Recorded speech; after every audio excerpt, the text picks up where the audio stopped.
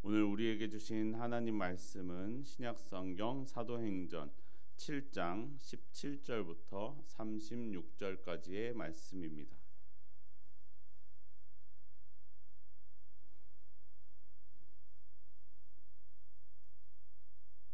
사도행전 7장 17절부터 36절까지의 말씀, 저와 여러분이 한 절씩 교독하겠습니다. 하나님이 아브라함에게 약속하신 때가 가까움에 이스라엘 백성이 애굽에서 번성하여 많아졌더니 그가 우리 족속에게 교활한 방법을 써서 조상들을 괴롭게 하여 그 어린아이들을 내버려 살지 못하게 하려 할세.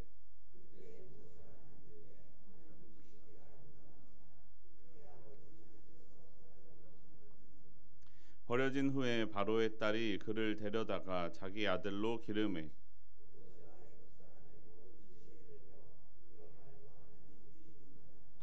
나이가 40이 되매 그 형제 이스라엘 자손을 돌볼 생각이 나더니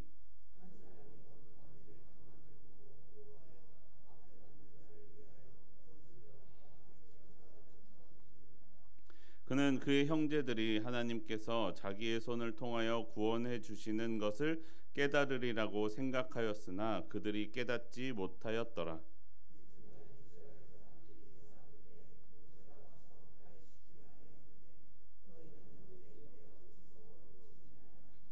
그 동물을 해치는 사람이 모세를 밀어뜨려 이르되 누가 너를 관리와 재판장으로 우리 위에 세웠느냐.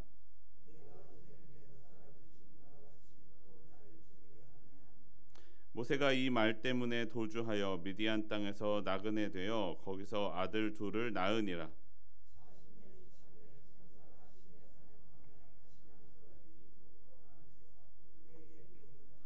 모세가 그 광경을 보고 놀랍게 여겨 알아보려고 가까이 가니 주의 소리가 있어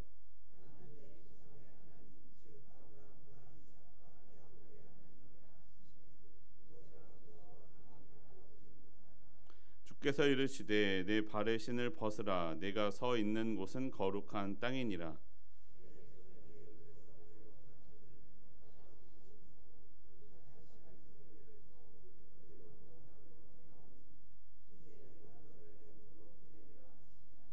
그들의 말이 누가 너를 관리와 재판장으로 세웠느냐 하며 거절하였던 그 모세를 하나님은 가시나무 떨기 가운데서 보이던 천사의 손으로 관리와 속량하는 자로서 보내셨으니 애굽과 홍해와 광야에서 40년간 기사와 표적을 행하였느니라. 아멘. 오늘도 이 새벽을 깨우며 기도하기 위해 나온 여러분 환영하고 축복합니다. 우리의 기도가 하나님의 역사하심을 움직이는 도구가 되기를 원합니다. 나의 마음이 하나님의 마음과 바뀌어 이 땅 가운데 하나님의 뜻을 이루어가는 시간이 되기를 원합니다. 어제 본문에 이어서 스데반의 설교가 계속됩니다. 오늘의 본문에 해당되는 부분은 이스라엘의 역사, 구약의 내용 중에서도 특별히 모세에 관한 부분을 중심으로 말씀하고 있습니다. 그리고 스데반의 설교에서 모세에 관한 내용이 가장 많은 내용을 차지하고 있습니다. 왜냐하면 어제 말씀드렸던 것처럼 스데반이 고발당하였던 이유가 거룩한 곳 성전과 율법을 거슬러 말하였다라는 이유였기 때문입니다.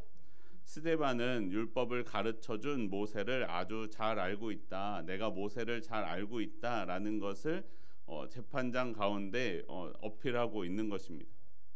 모세의 이야기 가운데에서 모세가 40세가 되었을 때의 일입니다.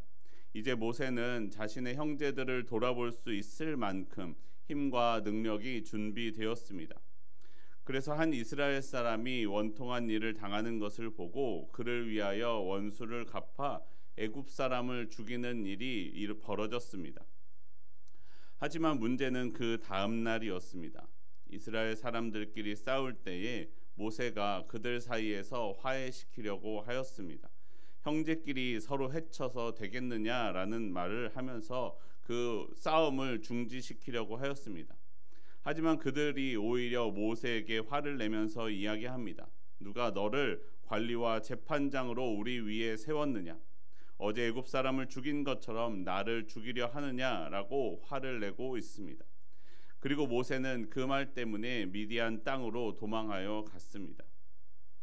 모세는 이제 힘이 생겨 이스라엘을 구원하고자 하였습니다.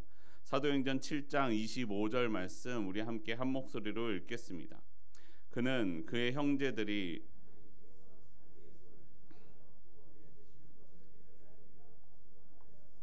그들이 깨닫지 못하였더라. 모세는 이스라엘을 괴로움 가운데서 구원하고자 하였습니다. 모세는 자신의 힘과 능력이 이제 준비되어서 그것으로 이스라엘을 구원하고자 하였지만 다른 이스라엘 사람들은 그것을 깨닫지 못하였습니다. 그리고 오히려 모세에게 화를 냅니다. 모세가 애굽 땅에서 살 수 없게 만든 것입니다. 이스라엘 사람들은 자신을 도와주려고 했던 모세를 애굽 땅에서 내쫓아 버렸습니다. 그리고 그 이후에 어떻게 되었습니까? 이스라엘의 괴로움이 더하여졌을 때 도무지 견딜 수가 없어서 하나님 앞에 탄식하였습니다. 그리고 그때 하나님은 그들이 버렸던 모세를 부르셨습니다. 그리고 부르셔서 그 모세를 이스라엘을 애굽 땅에서 건져낼 구원의 도구로 세우셨습니다. 스데반은 이 말씀을 통하여 버려진 예수님을 보여주고 있는 것입니다. 사도행전 2장 36절엔 이렇게 말씀합니다. 그런즉 이스라엘 온 집은 확실히 알지니 너희가 십자가에 못 박은 이 예수를 하나님이 주와 그리스도가 되게 하셨느니라 하니라. 베드로전서 2장 7절과 8절은 이렇게 말씀합니다. 그러므로 믿는 너희에게는 보배이나 믿지 아니하는 자에게는 건축자들이 버린 그 돌이 모퉁이의 머릿돌이 되고 또한 부딪히는 돌과 걸려 넘어지게 하는 바위가 되었다 하였느니라. 그들이 말씀을 순종하지 아니함으로 넘어지나니 이는 그들을 이렇게 정하신 것이라. 스데반은 모세가 당하였던 고난을 통하여 예수님을 생각나게 하였습니다. 모세의 진심을 알아주지 못했던 동족의 불신으로 미디안 땅으로 쫓겨나게 된 모습을 말씀합니다. 그리고 예수님도 사람들이 거부하였지만 하나님은 그 예수님으로 하여금 모든 사람을 구원할 구원자로 세우셨습니다. 하나님은 사람의 계획대로 일하시는 분이 아니십니다. 사람의 약한 점을 들어 강하게 사용합니다. 모든 사람이 버린 예수님으로 모든 사람의 구원자를 세우십니다. 우리 하나님은 역전시키시는 하나님이십니다. 오늘 나의 삶 가운데 혹시 연약한 점 때문에 괴로운 것이 있다면 하나님의 역사하심을 기대하시기를 바랍니다. 모든 사람이 거부하는 나의 그 모습 가운데 나의 그 연약함이 하나님이 함께 하시면 역사의 도구가 됩니다. 신실하신 하나님과 함께 나의 이 어려움과 괴로움과 아픔을 뛰어넘어 하나님의 역사를 이루어가는 저와 여러분의 삶이 되기를 바랍니다. 하나님께서 아브라함에게 약속하신 때가 가까이 왔습니다. 하나님은 아브라함에게 땅과 자손을 약속하셨었습니다. 그런데 아직 땅은 없었지만 이 애굽 땅에서 살면서 이제 아브라함의 후손은 많이 번성하게 되었습니다. 그럼 여러분, 이스라엘 사람들은 이제 자녀가 많아졌고 때가 되었기 때문에 그 약속의 땅을 다시 찾아 돌아가고 싶었을까요? 아마 그렇지 않았을 것입니다. 아브라함과 롯의 목자가 다투었던 때를 생각해 보기를 바랍니다. 그때 그들은 땅을 나누어 갖기로 하였습니다. 땅을 나누어 갖기로 하였을 때 롯은 소돔과 고모라 땅을 보았습니다. 그리고 그곳이 애굽 땅과 같았기 때문에 다른 곳이 아닌 소돔과 고모라 땅을 골랐습니다. 애굽 땅은 로마 시대 때에도 애굽에서 나는 곡식으로 온 로마가 먹었다라는 말이 있을 정도로 풍족한 땅이었습니다.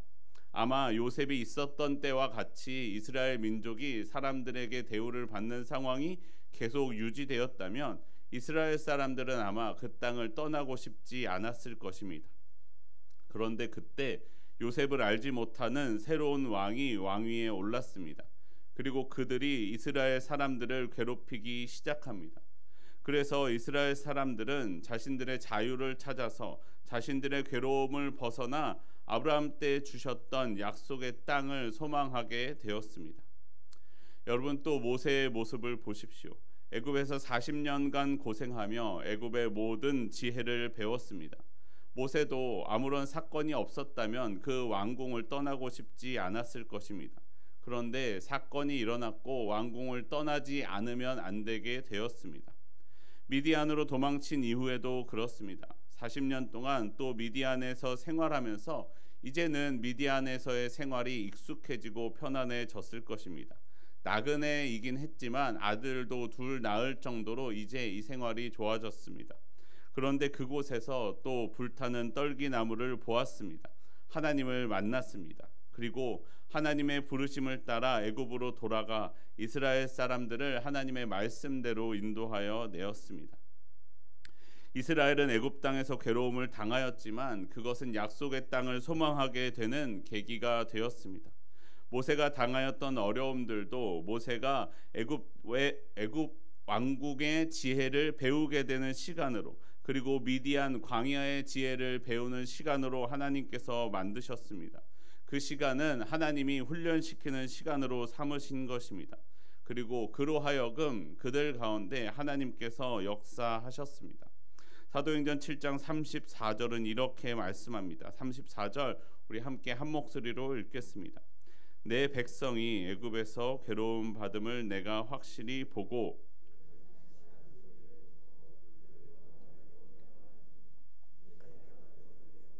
보내리라 하시니라. 아멘. 하나님은 우리를 창조하신 이후에 그대로 내버려 두시는 분이 아니십니다. 하나님은 이스라엘 백성이 당한 괴로움을 보았습니다. 그리고 그들이 탄식하는 소리를 들으셨습니다. 그래서 모세를 보내셨다라고 말씀합니다. 여러분, 하나님은 우리의 삶을 그대로 내버려 두시지 않으십니다. 내가 기쁜 일 가운데 있을 때에 하나님은 나의 그 기쁜 일로 하여금 나를 성장시키시고 준비시키시는 과정으로 세우십니다. 나를 위로해 주십니다. 그리고 또 내가 괴로움을 당할 그때에 그 괴로움 가운데 역사하사 하나님의 선한 일을 세워가는 도구로 변화시켜 주십니다. 내 삶에는 괴로움도 있고 고난도 있고 기쁜 일도 있지만 그 어떤 것도 하나님의 역사하심을 막을 수는 없습니다. 여러분, 혹시 여러분의 삶은 어떤 자리 가운데 계십니까? 혹시 고난의 자리 가운데 계시다면 하나님께서 나의 이 괴로움을 어떻게 변화시키시고 어떻게 역사의 도구로 삼으실지에 대하여 기도하면서 그 괴로운 시간을 이겨내시기를 바랍니다. 혹 내 삶의 기쁨의 자리 가운데 계시다면 나의 이 기쁜 시간을 통하여 하나님을 찬양하게 하시고 이 시간을 통하여 새로운 일을 준비시키시는 하나님을 바라보시기를 바랍니다. 기쁠 때나 슬플 때나 괴로울 때나 즐거울 때나 언제나 주님을 바라보며 나아가는 저와 여러분의 삶이 되기를 소원합니다. 우리 함께 기도하겠습니다. 하나님, 오늘 모세를 통하여 이스라엘 백성 가운데 역사하심을 보게 하심에 감사합니다. 하나님, 나에게도 모세에게 하셨던 그 역사가 있기를 원하오니 주여 함께하여 주시옵소서. 나는 연약하나 모세를 들어서 쓰셨던 것처럼 나를 들어 사용하여 주시옵소서.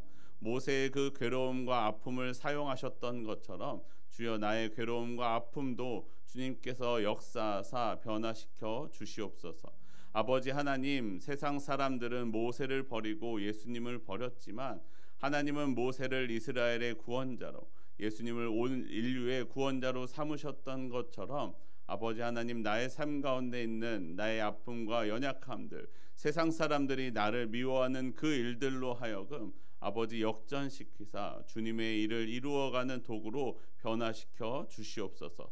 신실하신 하나님을 믿으며 주님께 나아가오니 주여 오늘 내 삶 가운데 함께하여 주시옵소서. 우리 주 예수 그리스도의 이름으로 기도합니다. 아멘.